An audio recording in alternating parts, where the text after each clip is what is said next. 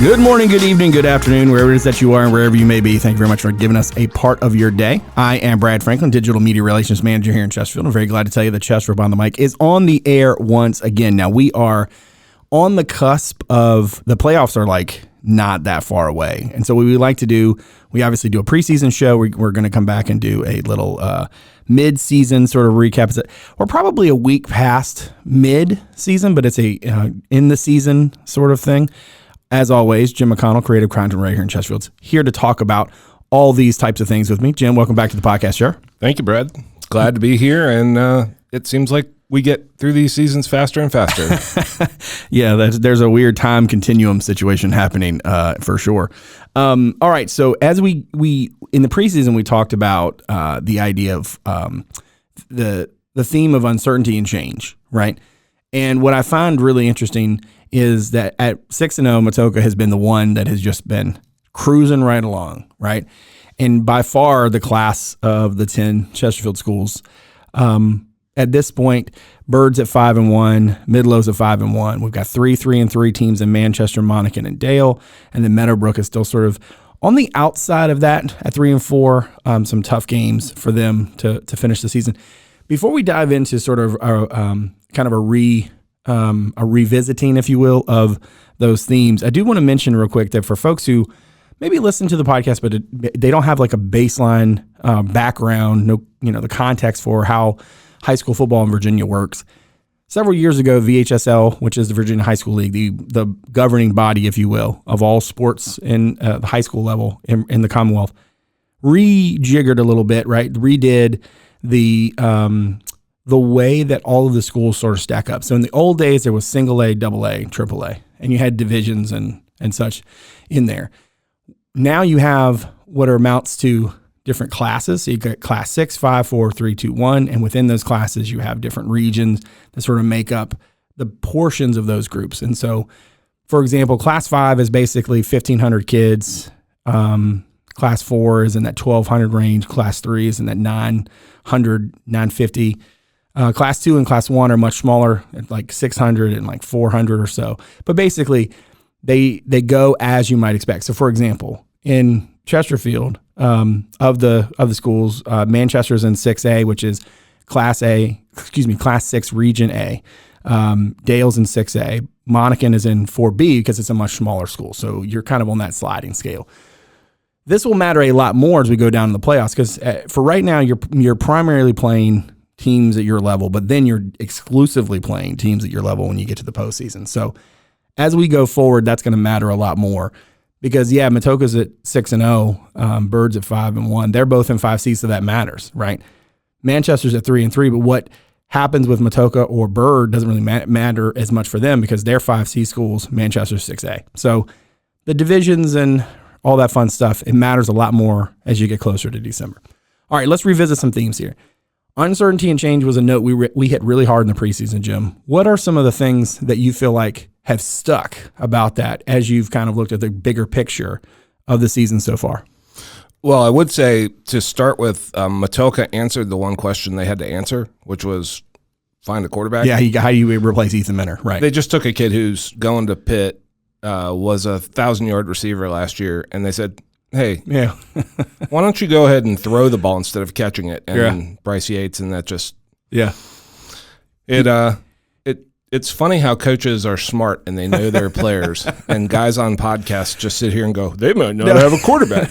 Now, to be fair to us, we never said they didn't have a quarterback. We just didn't know what the answer long-term would be. And in fairness, a lot of these coaches at the high school level, a lot of times you're taking your best athlete and you're trying to hoping that person might fit where you want them to fit. Now, in the case of a kid like Yates, it clearly worked. In some instances, you have to change your whole offense around that. So with the talent they've got at other positions with, Newton Short at wide receiver and such, would they be able to throw the ball as efficiently and as effectively? I think that's a fair question for us to have had, and we certainly didn't necessarily doubt the Warriors in that respect. Now, that having been said, I don't know if I expected them to be as hot knife through butter as they've been. Certainly, you look at some of these scores. Listen, when you beat teams 35-0, 47-19, they beat. As a matter of fact, they opened the year with 2 35-0 wins both over War Hill and over Henrico. Look, there's when you're going, whole months without giving up more than like 3 touchdowns, you're doing pretty good. So a lot of this is just their overall talent level and the way that they've really deployed that talent. And certainly for that, for that question, they answered it, and they've answered it resoundingly. I mean, 6-0, 47-19 over Massaponax, 34-0 over Colonial Heights. They obviously had the forfeit against Meadowbrook, and then 13-0 over Dale. Dale's the first team that really slowed them down. And at the same time, Dale didn't score. So it's one of those things where it's like, they got some interesting games coming up on the schedule, and we'll get to that in a minute. But yeah, no, for them, change has been good because they've answered the question. And it's an old cliche in sports, but a lot of times teams reload; they don't rebuild. Patoka has absolutely reloaded. They are they're a force right now, one of the best teams in the whole state, regardless of level. They might not be quite Maury, and what Maury is doing down the 757 is, legitimately scary. I mean, they're scoring 80 some points a game on some of these teams. And I don't think that they're in a position, because one of the things that I should have actually mentioned a minute ago was that through the the mid-cycle reclassification. So what this means is at some point during a couple years, the VHSL will sort of revisit, okay, what are the student populations of these schools? The schools that are larger but are playing down, they have to move up. If you were bigger and now you're smaller, you have the option to go down if you want. So in the case of Bird, they're going to move from Class 5 to Class 6. Meadowbrook is going to move from Class 6 to Class 5. Those are the two that matter here. But, Maury's not, I don't believe, is one of those teams that's going to have to change. I mean, they're just going to be what they are, and that's a juggernaut. Absolute wrecking crew. Yeah, Huguenot's been the same way. I mean, and there's some games we're going to talk about here in a little bit. Teams from Chesterfield are going to have to play them. And they won't want to. Yeah, it's not great. It's not great, Bob. Manchester just lost to Huguenot 32-7 this past Friday. So that's one thing. I think, coaching change was a big focus for us in the preseason. And you look around at where the coaching changes happened, and you can kind of see it a little bit, right? Bird has done the best at 5-1. Certainly, given what I think, given sometimes what the uncertainty of not just changes, but also just the normal run of the mill, right? You're going to have injuries. You're going to have guys who don't pan out the way you thought. You're going to have guys who, for varying reasons maybe aren't as good a fit at a position as maybe you hope they would be.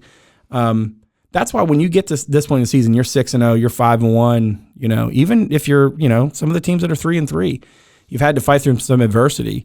I think how your team handles that adversity, when you don't have that baseline of this is how we did the last few years when we came up with something like that, I think that's that unknown is scary. And I think as you're trying to like extrapolate out, like, hey, how good is this team going to be? I think that one of the things you have to be mindful of is that sometimes you just don't know till you play somebody. And even then, once you play several somebodies, you don't really know because it can change on you in a hurry. And that certainly has been something I think, especially those 3-3 teams, they've had some interesting sort of ups and downs through the year. Absolutely. And honestly, Bird has, I think, really surprised a lot of folks because they're handling people. I mean, they've outscoring your opponents 249 to 56 through 6 games they've put up some points. And I know that I'm going to take a personal second here to note they have found the member of the all-name team, at least in my 54 years, Sir Paul Cheeks. Sir Paul Cheeks is great. That's just A+ name. It just can't even be beaten. And it turns out he's also very good at football. He's also very good. A very good player. Yeah, Bird at 31-0 over Tucker, 27-16 in a loss to Dale. But then they were 79-9 over Clover Hill, 57-0 over what used to be George Wythe or Richmond High School of the Arts, and then 41-20 over Powhatan. They were idle this past weekend. So, yeah, they're putting up some numbers too, and that's definitely worth diving into. Let's get into the teams themselves. Okay, we kind of touched on Matoka earlier. So, like I said, 6-0. The class of the county, certainly the class, I think, of this area. The region, you could probably argue a little bit. especially in a time when, Highland Springs seems to have fallen off a little bit. Verine is not what they historically have been. Prince George isn't what they've historically been at times. Dinwiddie has not been what they've historically been. This is a good year for a team like Matoka to really sort of take that next step up and be in that upper echelon. Now they close the season. Let's see, Hopewell, Petersburg, Prince George, and at Dinwiddie. So that's an interesting four-game run that Matoka has to go through to get to the end of the year, and obviously then the playoffs in November into December. That's a very potent team, as you mentioned, with Yates and Newton Short, and just a very, kind of a well-rounded machine. Like, it's not like they're just, now Newton Short had like 200 yards and a touchdown on 12 receptions against Dale, and that's impressive in and of itself. But it's not just one guy, right? Yates was 18 of 31 for 230 and a touchdown. Also had 41 yards on the ground and a touchdown in that game against Dale. They have to be able to do a little bit of everything, especially on the defensive end. You don't pitch as many shutouts as this group has pitched. It's not just like, they've got a great wide receiver quarterback combination. They are potent all the way through. They are, and they have a lot of guys whose names nobody knows about yet. Yeah, but they're learning real quick. Yes, and they will find out about them. Because they have guys who, their defense, 5 shutouts in 6 games, although with an asterisk, because the game against Meadowbrook that didn't happen counts as a shutout. Yeah. I don't understand any of that. Yeah, it's weird. It's weird stuff. But 5 shutouts in 6 games technically, and they fly around and get after people. It's hard to lose games when you don't allow any points. Yeah, it was our first back-to-back shutouts to start a season since 1992, which I don't know if you guys know this, but now you're getting back to that like real heyday of Matoka football. Frankly, back when they were still playing Group AA ball, right? Yep. And this is a very different reality now when you're doing this over the Henricos and that kind of thing.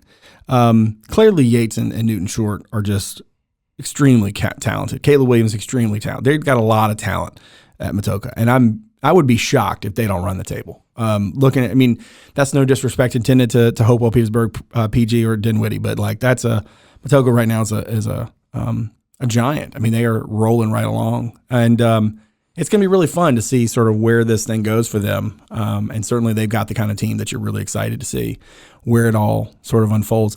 Now, 5-1 Bird has, as I mentioned, they were 31-0 over J.R. Tucker. They obviously lost to Dale, and then they beat the snot out of Clover Hill and RHSA before they beat Powhatan last week ahead of their bye week. Tough. They get Huguenot this week, which is, but then they got to go to Manchester, to Cosby, and then they get Midlothian to change it to end of season. So this is an interesting piece of it here. Several of the teams we're going to mention from here forward are playing each other from here forward.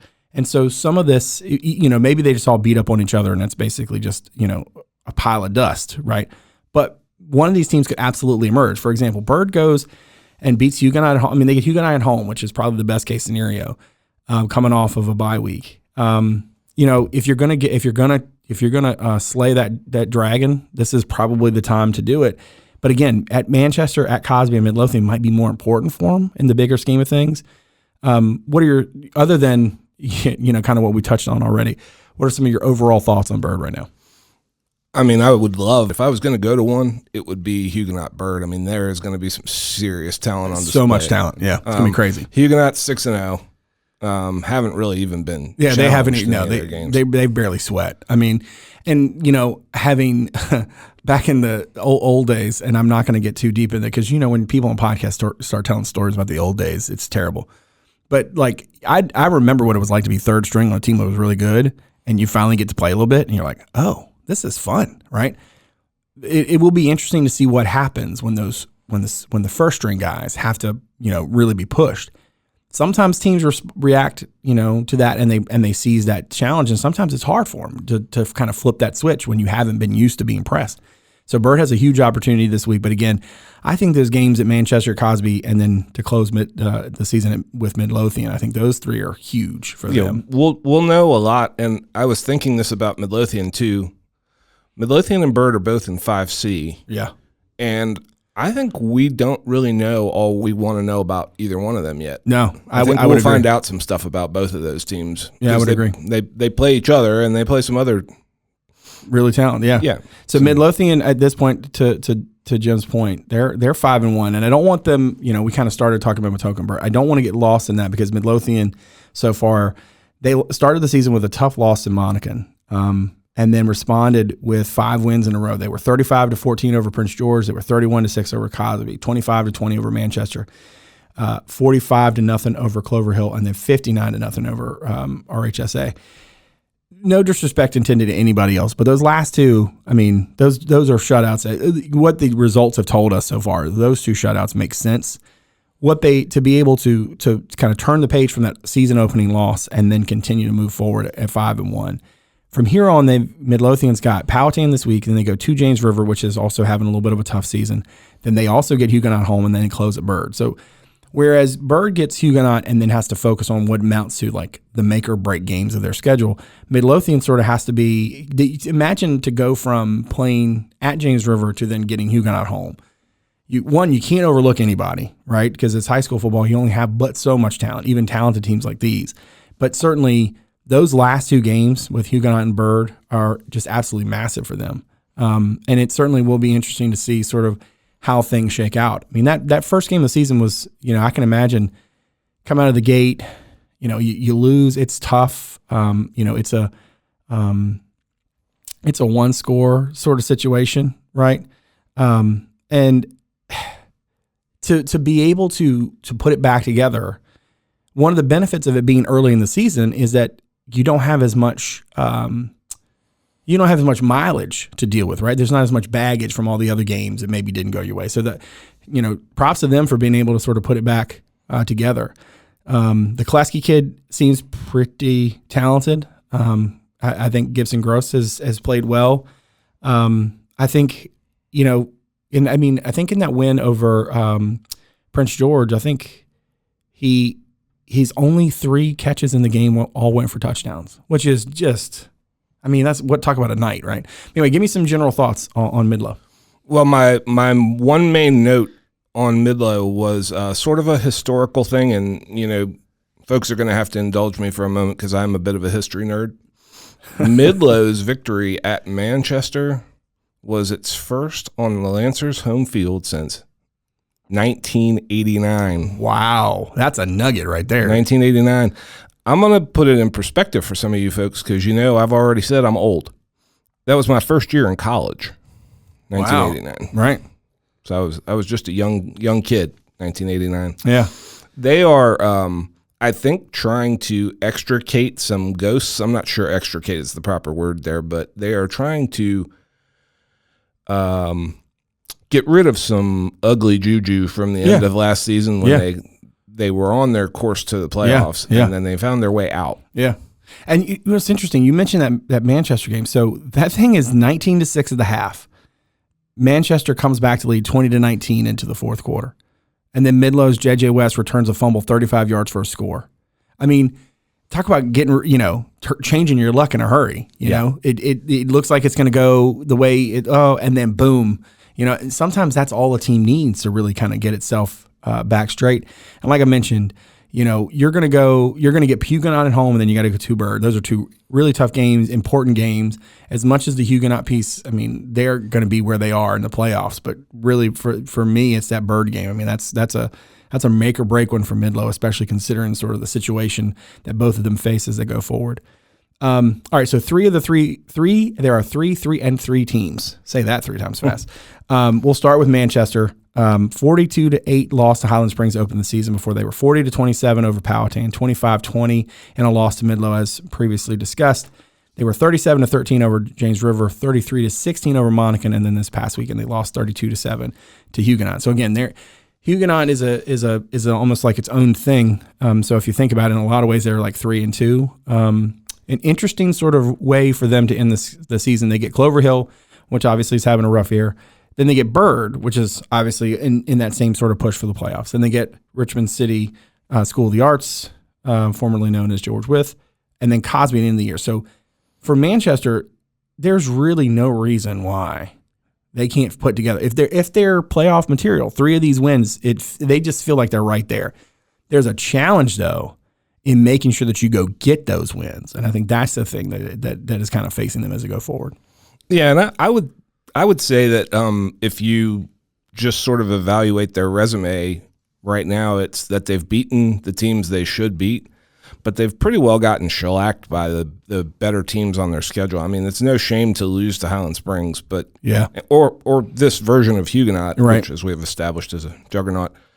But they weren't competitive in either game. Right. Yeah. And when you're starting to look at a team that might do some damage in the playoffs, not being competitive against your high-end opponents is not a really good indicator. Yeah, they could absolutely go into the thing, 6 and 4 and you not really know just what you got. So that's an interesting.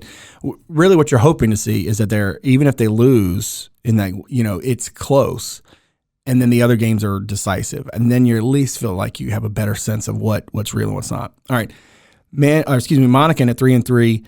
They were 28-21 over Midlothian to open the year. Then they lost it to Hanover 20-14.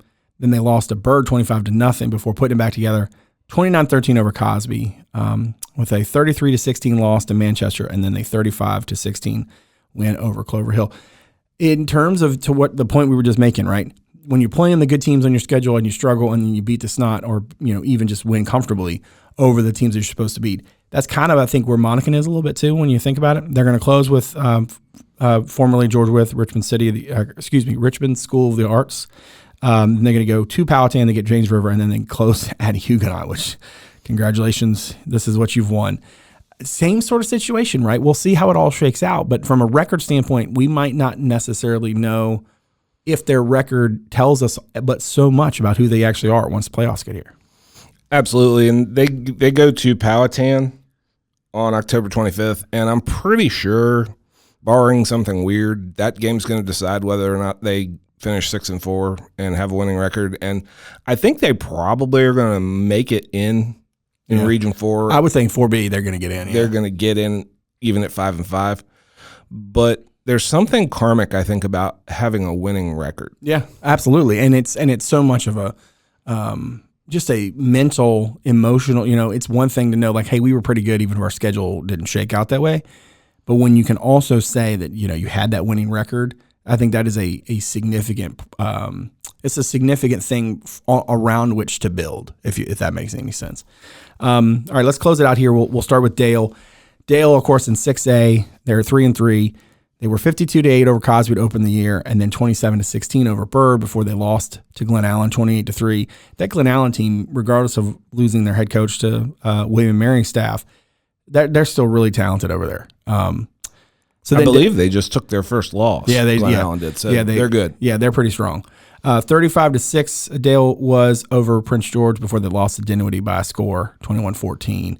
And then, of course, this past weekend they lost 13-0 to Matoka.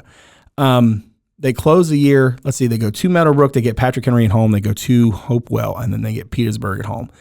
That's a manageable schedule. Meadowbrook would seem to be the one school there that really jumps out to you. And the fact that it's on the road, that isn't always as big a deal in high school football sometimes, but I feel like in this one it could be. What are your general thoughts right now on where Dale sits? I mean, their schedule was so front-loaded. Yeah. When you look at, their 3 losses are to teams that are 16-2 combined. Mm-hmm. No real shame in that. Yeah. They haven't lost a game yet to a team that you would kind of go, Yeah, there's no oohs on their. Yeah, that's no a good point. Oohs at all.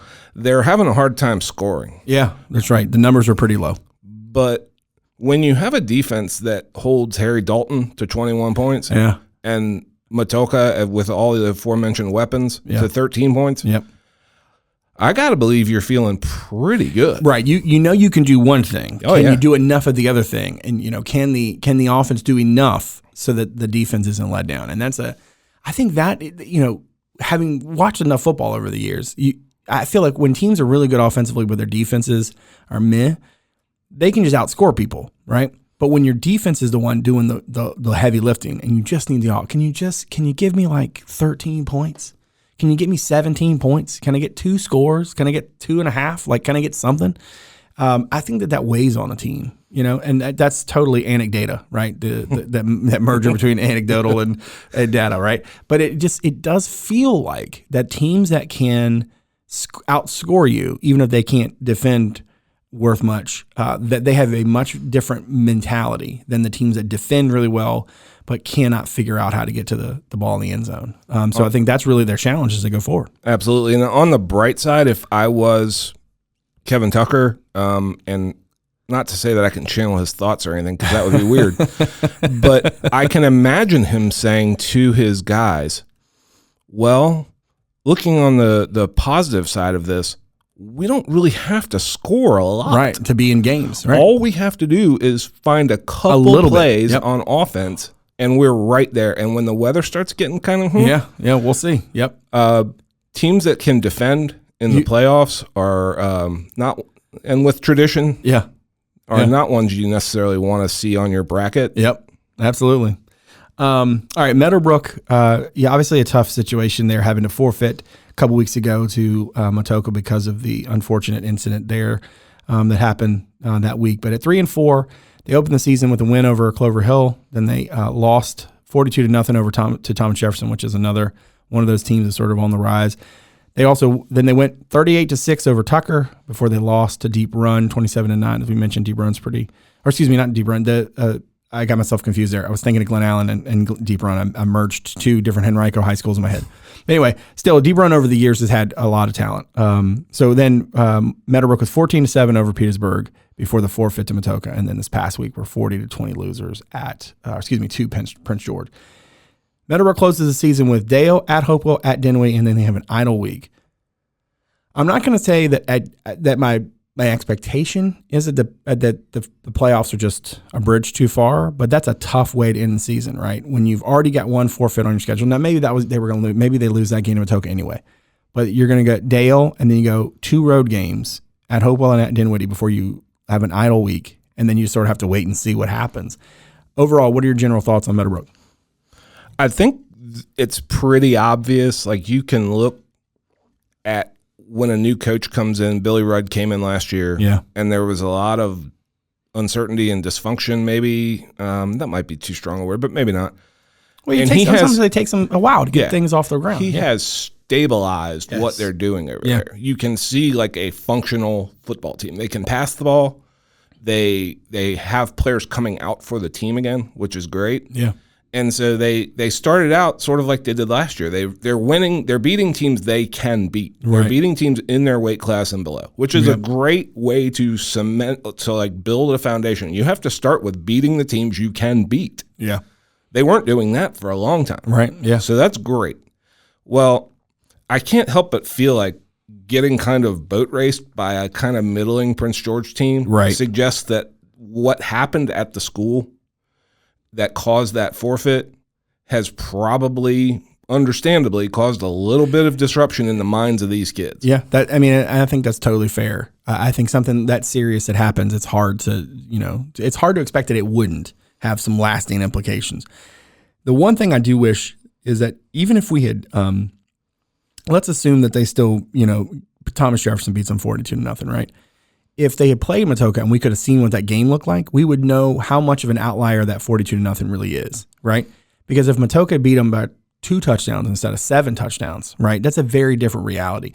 So not having that data point is hard. And certainly, like I said, to end the season this way, I mean, we'll learn a whole lot about them on Friday, this weekend, because by the time you get to Monday, you have a much deeper appreciation for not just who Dale is, but also who Meadowbrook is. And that's one of the great things about this time of year is that you're going to get some really important games. And certainly by the time we come back to folks, we haven't decided yet where that'll fall, but by the time we do come back at some point with a playoff look, it'll be really interesting to revisit some of these things, kind of like we did a little bit earlier in the episode. But Jim, thank you very much for coming on the podcast again. We'll be back here in the not too distant future to talk about the playoffs and whatnot. Thank you very much. So much fun. Thanks, Brad.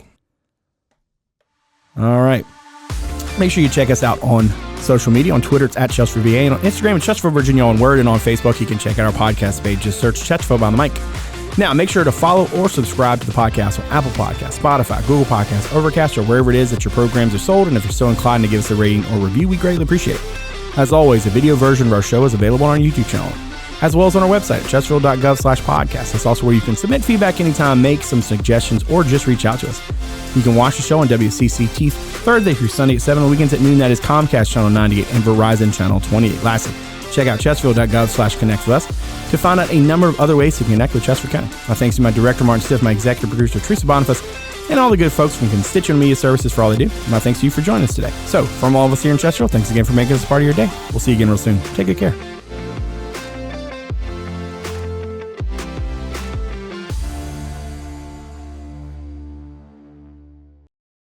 From blogs to podcasts, newsletters to alerts, social media, the latest community news, our Connect With Us webpage has you covered. Chesterfield.gov/connect with us, your source for all things Chesterfield.